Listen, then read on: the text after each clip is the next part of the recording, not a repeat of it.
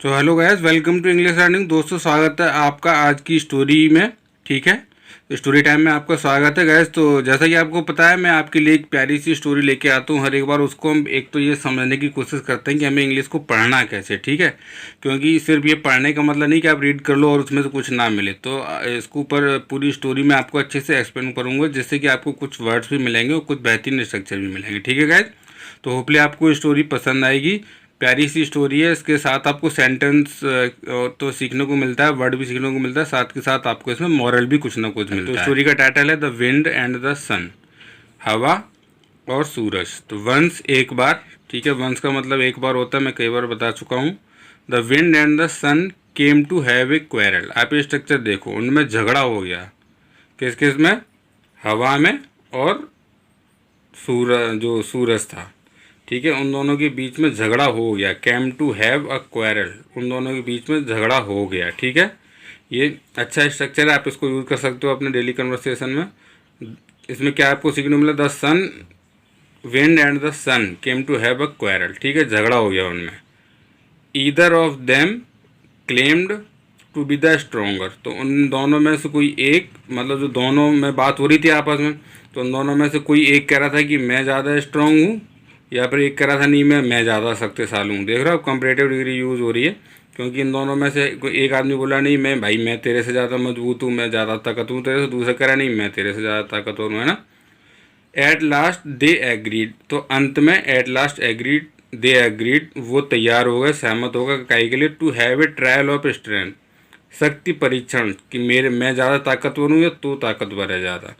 ठीक है, तो इसकी परीक्षण करने के लिए वो दोनों तैयार हो गए, वो दोनों सहमत हो गए। ठीक है, पूरी स्टोरी पास्ट में चल रही है। ठीक है गाइस, इसलिए आप देख रहे हो, आप पास्ट इंडेफिनिट का ज़्यादातर यूज़ हुआ है। एग्रीड हो गया, सेकंड फॉर्म ऑफ वर्ब। ठीक है, केम, यहाँ पे केम लग रहा है, इसका मतलब हो गया।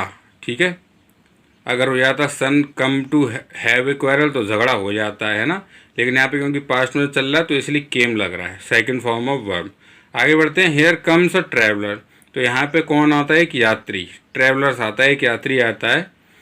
Let us see who can strip him of his cloth. तो जब उन दोनों में आपस में बात चल रही होती है, हवा में और सूरज में, कि भाई कौन ज़्यादा शक्तिशाली, उन्होंने का परीक्षण करेंगे। तो उन्होंने कहा कि आओ देखते हैं, लेट अस सी, आओ देखते हैं, हु कैन स्ट्रिप, कौन उतार सकता है, him of his clock. Clock जो अंगोछा या एक लबादा सा जो होता है ना, होता था ना, पहले लोग ओढ़ के चलते थे कहीं पर यात्रा यात्रा जाने के लिए, मतलब चादर टाइप समझ लो, अंगोछे से थोड़ा बड़ा होता था।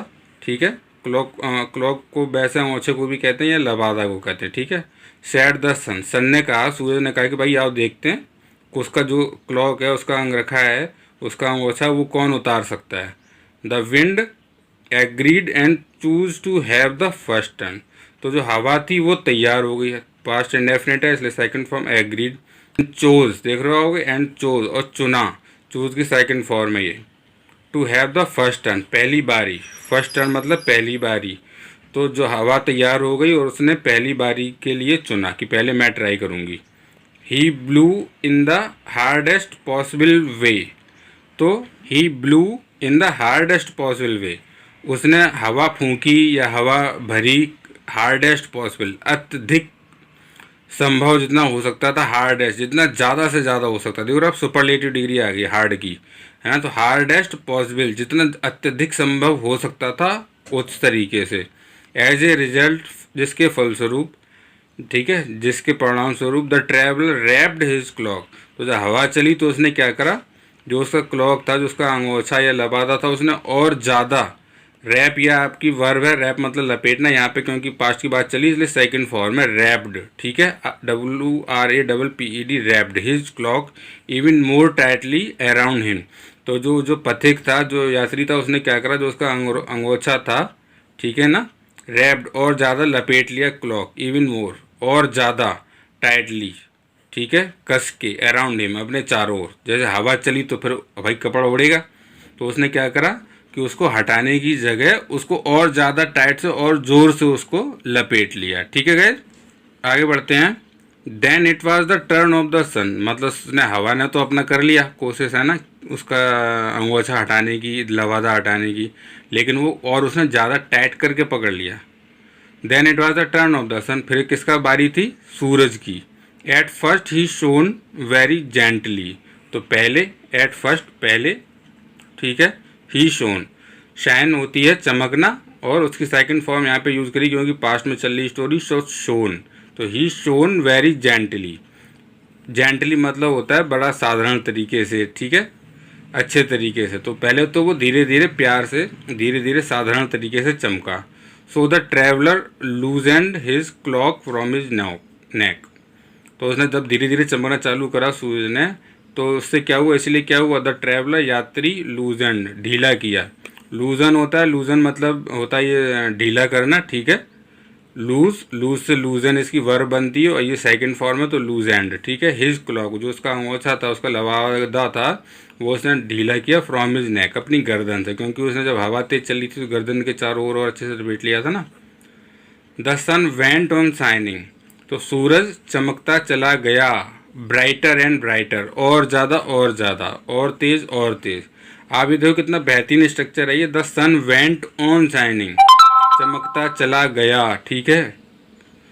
ही वेंट ऑन रनिंग, भागता चला गया। आप इस स्ट्रक्चर को यूज़ करके नीचे कमेंट सेक्शन में ज़रूर अपना गाइड के सेंटेंस बना के लिखो।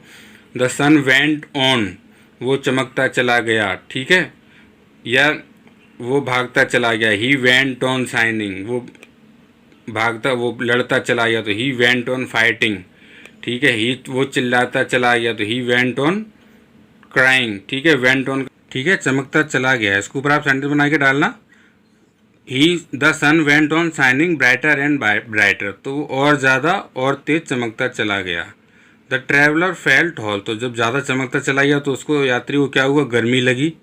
Before long he took off his clock and put it in his bag, तो उसने बहुत ज़्यादा समय नहीं लिया और उसने क्या करा, ही टुक ऑफ, उसने उतार लिया हिज क्लॉक, अपना जो अंगूठा था, लवादा था, and put it in his bag, और अपने बैग में रख लिया। तो ठीक है ना, ज़्यादा लंबा समय नहीं लगा, उससे पहले उसने क्या करा, अंगूठा उतार के अपने बैग में रख लिया। The wind had to accept his defeat, तो जो हवा थी उसको क्या करना पड़ा, उसको अपनी एक्सेप्ट करनी पड़ी, स्वीकार करनी पड़ी अपनी हार। डिफीट मतलब हार, ठीक है गाइस। तो होपली आपको इसमें कुछ क्या कहते हैं वर्ड भी मिले होंगे, और मैंने एक दो स्ट्रक्चर भी आपको इसमें बताए हैं, तो आप उस स्ट्रक्चर को यूज़ करके अपना सेंटेंस नीचे कमेंट सेक्शन में लिख सकते हो।